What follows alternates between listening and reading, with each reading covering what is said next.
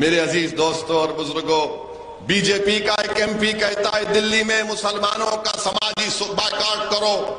BJP के एक भोपाल की एमपी बोलती कर्नाटका जाकर वो चाकू तरकारी काटने के लिए इस्तेमाल मत करो, गले काटो। भारत के प्रधानमंत्री आपके एमपी बोल रहे हैं कितनों को काटेंगे? क्या आप गले काटना चाह रहे? कितनों को काटेंगे बताओ आप? और आप ये समझ रहे हैं कि मुर्गी के बच्चे हैं, अपनी गर्दन को पेश कर देंगे चाकू के सामने? किसकी मां जनी हमारा गर्दन काटा जा सके बताओ हमको? कौन है वो जो हमारी गर्दन काटना चाहता है? बताओ, मैदान और वक्त मुकर्रर करो, हम भी देखना चाहते हैं। और याद रखो, अगर तुम मुझे काट भी दोगे तो मैं अल्लाह के नाम पर शहादत पाऊंगा, मैं मरूंगा नहीं, जिंदा रहूंगा। मैंने जुनैद और नसीर को कहा कि शहीद है, जिंदा है, इनको मुर्दा नहीं कहा जा सकता। तो मीडिया में जो 6 बजे और 9 बजे बैठकर मोदी को अपने पप्पा कहते हैं, उन्होंने बड़ी तकलीफ हुई कि जुनैद और नसीर को वैसी शहीद कह रहा है। हाँ, शहीद है, जिंदा है, उनको अल्लाह गिज़ा देता, तुमको नहीं मालूम। जुनैद और नसीर शहीद है और आप जो है आपकी एमपी पे कोई एक्शन नहीं लेते, कोई एक्शन नहीं बीजेपी की तरफ से। और भारत के प्रधानमंत्री बोलते हैं, एक गाना, पुराना गाना गाते हैं भारत के प्रधानमंत्री। उसकी ट्यून ऐसी है कि सबका साथ, सबका विश्वास, सबका विकास, सबका प्रयास। प्रधानमंत्री, ये गाना बहुत पुराना हो गया है, ये गाने में सच्चाई नहीं है, धोखा है। हमने रेजोल्यूशन पास किया कि महाराष्ट्र के मुसलमानों को रिजर्वेशन मिलना चाहिए। राष्ट्रवादी कांग्रेस भी थी, मराठों को रिजर्वेशन देने की बात किए, मगर मुसलमानों को देने की बात नहीं किए। और फिर बोलते कि ओवैसी वोट काटने के लिए आया है। अरे बताओ कांग्रेसियों, तुम सत्ता में थे ना उद्धव ठाकरे के साथ, जो असेंबली में खड़े होकर कहा कि मैं और मेरी पार्टी ने 6 दिसंबर को बाबरी मस्जिद को शहीद किया। अगर कोई गयूर मुसलमान इस मजमे में बैठा है तो उसको इस बात जब सुन रहा है तो उसको तकलीफ होगी कि वो मुख्यमंत्री असेंबली में उठकर कहता है कांग्रेस उसकी वजीर है, राष्ट्रवादी उसके वजीर है, और कहता है कि हमारी पार्टी ने बाबरी मस्जिद को शहीद किया। अरे कांग्रेसियों, अगर तुम में सेकुलरिज्म इतना राय बराबर जिंदा होता, शरद पवार, अगर आपके पास सेकुलरिज्म राय बराबर जिंदा होता तो चुल्लू पर पानी में डूब। ये सेकुलरिज्म का सर्टिफिकेट बांटने वाले, ये लाला की दुकान पर बैठकर सर्टिफिकेट बांटने वाले, जब वो कोई कहता है कि मैं और मेरी पार्टी ने बाबरी मस्जिद को शहीद किया, वो सेक्युलर हो गया है। मैं चैलेंज कर रहा हूं आज के जलसे से शरद पवार साहब को और वो कांग्रेस के वो साहब जो पूरा भारत फिरे हैं, बताओ शिवसेना सेक्युलर है या कम्युनल है? बताओ, जवाब दो, सेक्युलर है या कम्युनल है? उसके बाद आप फैसला करो कि ओवैसी इलेक्शन लड़ना चाहिए नहीं लड़ना चाहिए।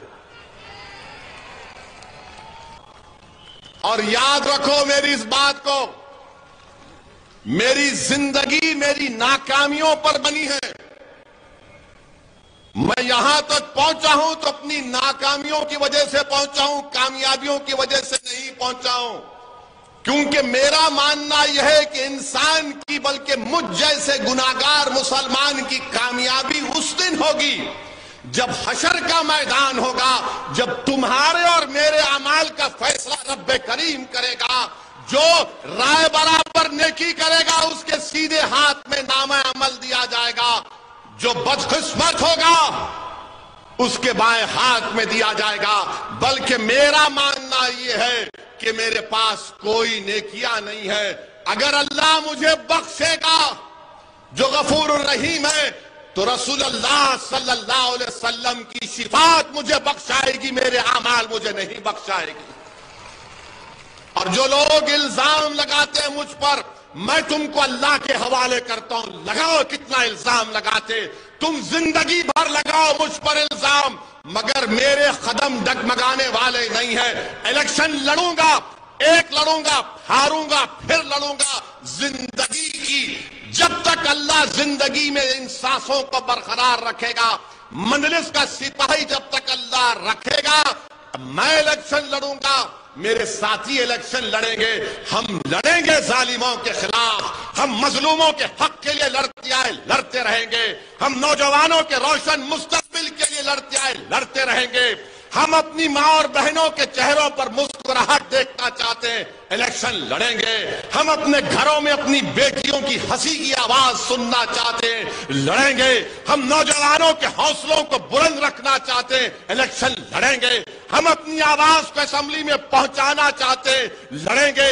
हम पार्लियामेंट में अपनी आवाज को पहुंचाना चाहते हैं, लड़ेंगे। हम भारत में अपना जायज मुकाम हासिल करना चाहते हैं, इलेक्शन लड़ेंगे। मस्जिदों की हिफाजत करेंगे, इलेक्शन लड़ेंगे। शरीयत को बचाएंगे, इलेक्शन लड़ेंगे। अरे हम अपना हक में लेके लड़ेंगे। लड़ने से हक मिलता है, कोई कमजोर रहेगा तो हक नहीं मिलता उसको। और याद रखो मेरी इस बात को, याद रखो मेरी इस बात को, मेरी मां और बहनों, अगर आप सियासत नहीं करेंगे तो कोई आपसे सियासत कर देगा। इनको नफरत क्यों है मजलिस से? कि मजलिस इनका खेल समझ चुकी है।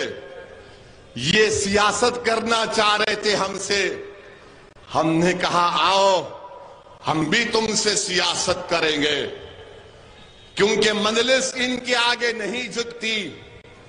मजलिस इनके दिल फरेब बातों पर कायल नहीं होती। मजलिस इनकी दौलत को ठुकराती है।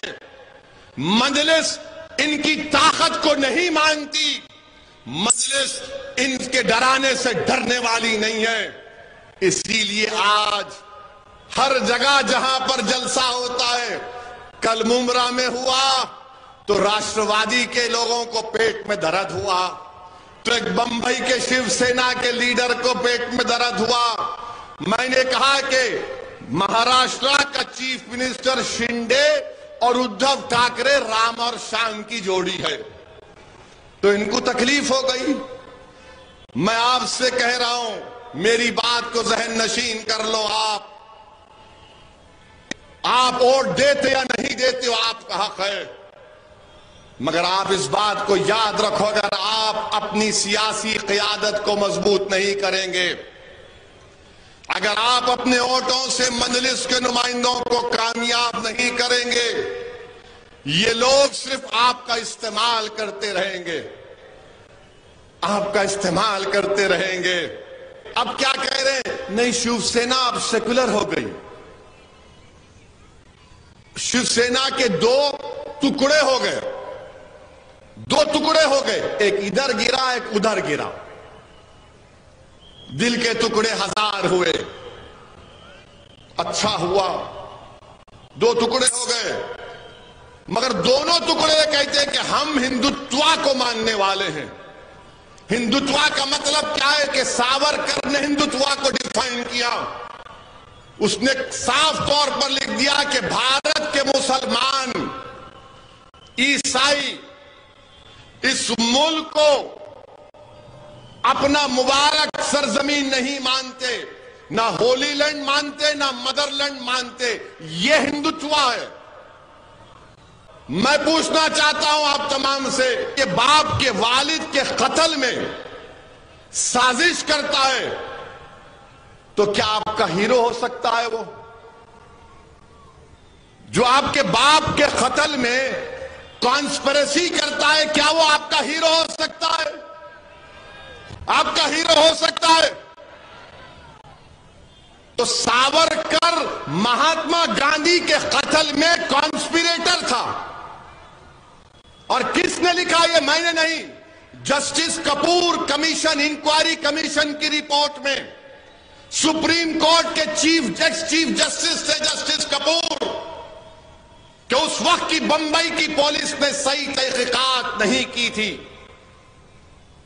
जो मेरे बाप के कत्ल में कॉन्स्पिरेटर है वो इनके लिए हीरो है।